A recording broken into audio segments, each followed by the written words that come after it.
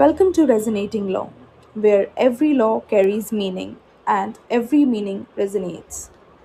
तो आज हम पढ़ेंगे chapter number 7 of JDA act 1982। ठीक है, सेक्शन नंबर 38 से स्टार्ट करते हैं। सेक्शन नंबर 38 बात करता है making and contents of projects and schemes. तो स्कीम्स और प्रोजेक्ट्स को बनाना और उनके कंटेंट्स क्या रहने वाले हैं यहाँ पे वो डिसाइड करना जेडीए का काम होगा। सेक्शन 38 का सबसेक्शन 1 क्या कहता है? तो सबसेक्शन 1 पहली बात तो अथॉरिटी को पावर देता है। ठीक है, जेडीए को पावर देता है कि जेडीए प्रोजेक्ट्स बना सकती है, स्कीम्स डेवलप कर सकती है जयपुर रीजन के अंदर in a planned and proper manner. ठीक है, तो जेडीए को जयपुर का डेवलपमेंट सिस्टमैटिकली करने का पावर कौन देता है? ये सेक्शन देता है एंड अदर रेलेवेंट सेक्शंस देते हैं। ठीक है, उसके बाद यहाँ पर सबसेक्शन 2 में बात करी गई है कि स्कीम में क्या क्या इंक्लूड होगा। ठीक है, और किन किन चीज़ों पे स्कीम्स वगैरह बनाई जाएगी। ठीक है, तो या तो सारी चीज़ों पे जो मैं बताऊंगी अभी आगे पॉइंट्स में, या तो उन पे सारों पे बनाई जा सकती है या फिर एनी ऑफ द मैटर्स पर बनाई जा सकती है। पहला पॉइंट बात करता है any of the matters specified in section number 21 and 22। 21 22 जिसने वो वीडियो नहीं देखा है, डिस्क्रिप्शन में मैंने लिंक दिया हुआ है, आप जाके देखें वो वीडियो। उसमें 21 में आपको पता लगेगा कि मास्टर डेवलपमेंट प्लान क्या है और 22 में आपको पता लगेगा कि जोनल डेवलपमेंट प्लान के अंदर क्या आता है। ठीक है, वहाँ से आप ये पढ़ सकते हैं। उसके बाद नेक्स्ट पॉइंट बात करता है कि डेवलपमेंट जो होगा वो पब्लिक यूटिलिटीज़ का होगा, मतलब पब्लिक यूटिलिटीज़ पे स्कीम्स बनाई जाएंगी जैसे कि road, park, hospitals, schools, markets वगैरह का सुधार हो सके। ठीक है, यहाँ पर और प्ले ग्राउंड्स हो गए, हॉस्पिटल्स हो गए, डिस्पेंसरीज हो गई, एजुकेशनल इंस्टीट्यूशंस हो गए, ग्रीन बेल्ट्स हो गई, डायरीज, हाउसिंग डेवलपमेंट हो गया। मतलब इस तरीके की जो पब्लिक यूटिलिटीज़ है बेसिकली, तो पब्लिक यूटिलिटीज़ से आप लोग समझते हैं कि पब्लिक यूटिलिटीज़ के अंदर जो है जो भी प्रॉब्लम आ रही है उसको स्कीम लगाकर क्या करना है, डेवलप करना जेडीए का काम होगा। उसके बाद थर्ड पॉइंट है slum improvement and land development. ठीक है, तो जो स्लम एरियाज हैं, कच्ची बस्ती में लोग रह रहे हैं, अनहाइजीनिक तरीके से रह रहे हैं, अनहेल्दी वहाँ का इन्वायरमेंट है, तो उनको थोड़ा लेवलअप करना, उनको सही जगह लैंड प्रोवाइड करना जिसे हम रीलोकेटिंग भी बोलते हैं। ठीक है, रीबिल्डिंग करना उनके लिए। ठीक है, अच्छा निवास स्थान उनके लिए प्रोवाइड करना, वो काम जेडीए का होगा। उसके बाद नेक्स्ट पॉइंट, फोर्थ पॉइंट बात करता है commercial and industrial development, transportation, agricultural mandates and other similar purposes का डेवलपमेंट करना किसका काम होगा? पहले तो एक्वायर करेगा जेडीए और फिर उन चीज़ों का डेवलप करेगा। ठीक है, तो व्यापार और इंडस्ट्री के लिए जगह डेवलप करना किसका काम होगा? जेडीए का काम होगा। उसके बाद फिफ्थ पॉइंट बात करता है रोड्स की प्लानिंग करना। ठीक है, रोड्स की प्लानिंग कैसे होगी? रीमॉडलिंग करना, पहले तो रोड्स कहाँ से कैसे निकलेंगी। ठीक है, कोई खुली सड़क है तो उसको बंद करना। ठीक है, और कंस्ट्रक्शन करना, डाइवर्जन, एक्सटेंशन, अल्ट्रेशन, इम्प्रूवमेंट वगैरह करना। ठीक है, पॉट होल्स इतने सारे होते हैं स्ट्रीट्स में, उनका डेवलपमेंट वगैरह करना यहाँ पर जेडीए का काम होगा। उसके बाद इंफ्रास्ट्रक्चर पर बात कर लेते हैं कि इंफ्रास्ट्रक्चर का डेवलपमेंट करना, यानी कि इंफ्रास्ट्रक्चर कैसे? ड्रेनेज सिस्टम हो गया, सीवर सिस्टम हो गया, सीवरेज हो गया। ठीक है, सीवरेज डिस्पोजल सिस्टम हो गया, वहाँ पे कैसा क्या हो रहा है, किस तरीके से है, उसको चेंज लाना है, तो वहाँ पे जेडीए का काम होगा उनमें चेंजेस करना सो दैट कि लोगों को प्रॉब्लम क्रिएट ना हो। सेवन्थ पॉइंट है कंस्ट्रक्शन करना, अल्ट्रेशन करना, बिल्डिंग का रिमूवल करना या ब्रिज वगैरह अदर कोई स्ट्रक्चर है जो कि ह्यूमन ड्वेलिंग को नुकसान पहुंचा रहा है या फिर लोगों को, पब्लिक एट लार्ज को भी नुकसान पहुंचा रहा है, तो ऐसे केसेस में क्या होता है, बिल्डिंग्स, ब्रिजेस वगैरह का रिमूवल जेडीए के पास अथॉरिटी है कि वो ये कर सकती हैं स्कीम्स वगैरह के थ्रू। ठीक है, उसके बाद लाइटिंग एंड वाटर सप्लाई का काम भी जेडीए का होगा।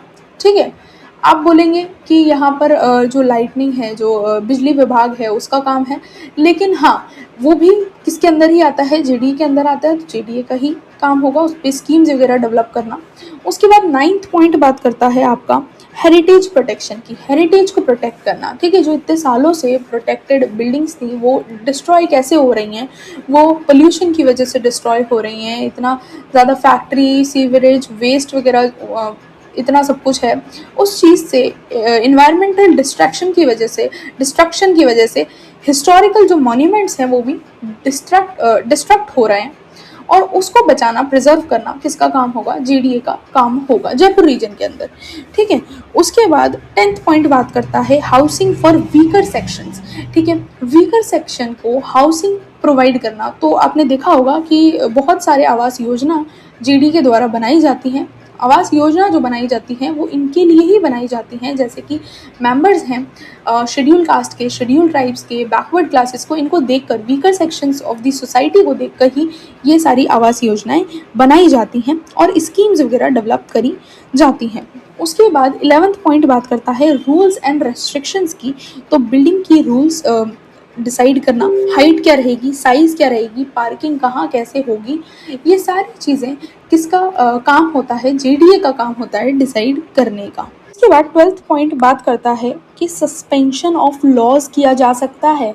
जेडीए के पास इतनी तक अथॉरिटी होगी कि वहाँ पर जो अगर स्कीम जेडीए ने लागू करी है उसके बीच में कोई लॉ आ जाता है, यानी कि पहले से ही कोई लॉ प्रिवेल कर रहा था और वो लॉ उस चीज़ को डिस्टर्ब करता है, जो स्कीम्स वगैरह बनी हैं उस चीज़ को हिंडर करता है किसी भी सेंस में, तो बाय लॉ, रेगुलेशन, नोटिफिकेशन, कुछ भी जो सरकार द्वारा या लेजिस्लेचर द्वारा दिया गया था, जारी किया गया था, जो ऑलरेडी प्रिवेलिंग था, उसको यहाँ पर रोक कर उस स्कीम को चलाया जा सकता है। और उस स्कीम का जब काम पूरा हो जाएगा, जो जेडीए ने सोचा हुआ है कि उस स्कीम के तहत उन्हें करना है, वो होने के बाद वो वापस से वैसे ही रूल्स, बाय लॉज वगैरह जो भी है वैसे ही कंटिन्यू हो सकते हैं। तो बेसिकली सस्पेंशन हो सकता है उन लॉज का फॉर अ टाइम पीरियड। के बाद सबसेक्शन 2 का लास्ट पॉइंट 13th पॉइंट ये बात करता है कि इन्वायरमेंटल इम्प्रूवमेंट्स के लिए जेडीए काम कर सकता है। इसके बाद नेक्स्टली चलते हैं सबसेक्शन 3 पर, जो कि बात करता है स्कीम में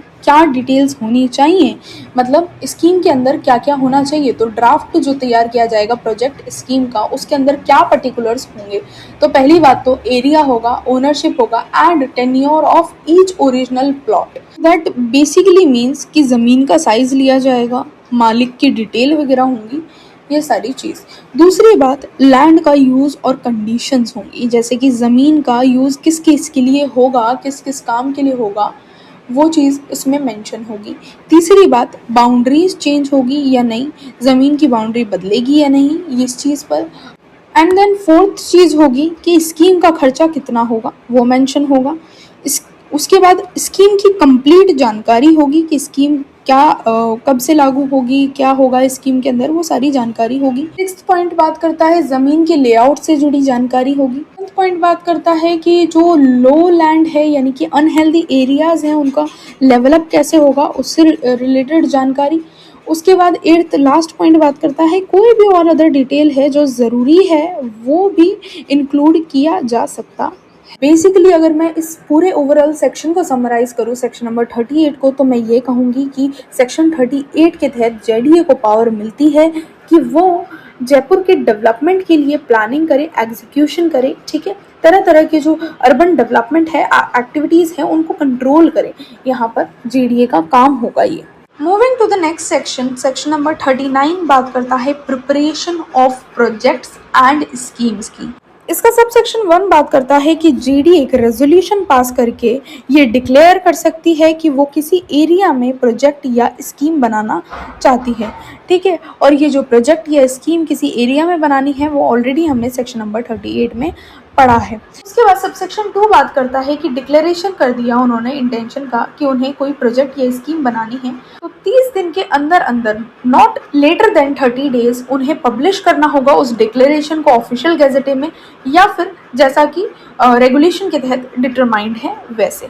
सबसेक्शन 3 बात करता है कि सबसेक्शन 2 के अंदर जो यहाँ पर उन्होंने ऑफिशियल गैजेटे में डिक्लेरेशन किया था, पब्लिश किया था, उसको करने के बाद 2 साल का उनके पास वक्त है। 2 साल के अंदर, not more than 2 years, 2 years के अंदर अंदर उन्हें प्रिपेयर करना है प्रोजेक्ट को, प्रोजेक्ट एंड स्कीम के ड्राफ्ट को, जो भी है प्रोजेक्ट या स्कीम उसके ड्राफ्ट को प्रिपेयर करना है।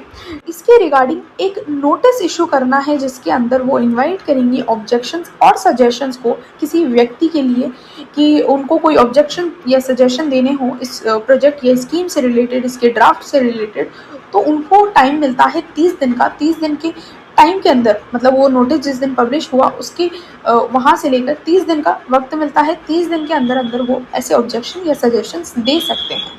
उसके बाद सबसेक्शन 4 ये बात करता है कि अथॉरिटी ऐसे ऑब्जेक्शंस को, सजेशंस को उस 30 दिन के टाइम पीरियड में ही एंटरटेन करेगी, अदरवाइज एंटरटेन नहीं करेगी। ठीक है, एंटरटेन करने का मतलब ये है कि जिनको भी ऑब्जेक्शन या जिन्होंने भी ऑब्जेक्शन या सजेशन दिए हैं उन व्यक्ति को सुना जाएगा, उनको reasonable opportunity of being heard दिया जाएगा और उसके बाद जेडीए अप्रूव कर सकती है ड्राफ्ट प्रोजेक्ट या स्कीम को एज पब्लिश्ड, या फिर कोई मॉडिफिकेशन करना है तो उसको मॉडिफाई यहाँ पर जेडीए कर सकती है। सबसेक्शन 5 ये बात करता है कि जैसा 4th में मॉडिफिकेशन किया या नहीं किया, कैसे अप्रूव किया, तो वो लास्टली जो फाइनल प्रोजेक्ट या स्कीम होगा उसे पब्लिश किया जाएगा ऑफिशियल गैजेटे के अंदर। जिस दिन पब्लिश किया उसी दिन से वो लागू हो जाएगा। सबसेक्शन 6 लास्टली ये बोलता है कि लैंड अगर ऑलरेडी जेडीए की है, जेडीए में वेस्टेड है, तो यहाँ पर जेडीए को कोई डिमोलिशन, कोई लोगों को हटाने की ज़रूरत नहीं है, कोई प्रोसीजर पूरे तरीके से फॉलो करने की ज़रूरत नहीं है। ये सारी चीज़ें जो अभी हमने पढ़ी, वो सारे जो प्रोसीजर है वो फॉलो तो तब करेगा जेडीए जब उनकी लैंड नहीं है ऑलरेडी। अगर उनकी लैंड है तो उन्हें ये प्रोसीजर पूरा फॉलो करने की ज़रूरत ही नहीं है। सेक्शन 39 को समराइज करूं तो बात क्या करता है, preparation of projects and schemes की। तो पहली चीज़ हमने क्या देखी कि रेजोल्यूशन पास करेगी अथॉरिटी, अपना रेजोल्यूशन में इंटेंशन डिक्लेयर करेगी हमें क्या बनाना है, प्रोजेक्ट या स्कीम। उस चीज को पब्लिश करने के लिए 30 दिन का समय मिलता है उनको। उसके बाद 2 साल का टाइम मिलता है जिसके अंदर उन्हें ड्राफ्ट प्रिपेयर करना होता है, ठीक है, फिर पब्लिश करना होता है उस चीज को, और फिर एक नोटिस जारी करना पड़ता है कि ऑब्जेक्शन या सजेशन किसी को देने हो तो दो।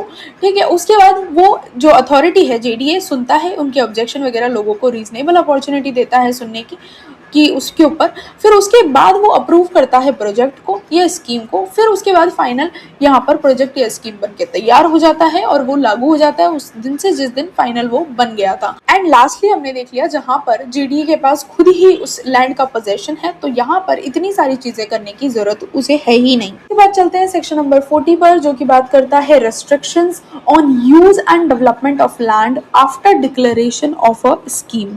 तो अभी हमने सेक्शन 39 सबसेक्शन 3 में पढ़ा था कि 2 साल का टाइम पीरियड मिलता है और उन्हें ड्राफ्ट प्रिपेयर करना होता है। ठीक है, ड्राफ्ट यहाँ पर प्रिपेयर हो चुका है, ठीक है, जेडीए के द्वारा, और जैसे ही ड्राफ्ट स्कीम पब्लिश हो जाती है तब कोई भी व्यक्ति बिना जेडीए की परमिशन के ज़मीन का यूज़ चेंज नहीं कर सकता या फिर उस पर कोई डेवलपमेंट नहीं कर सकता।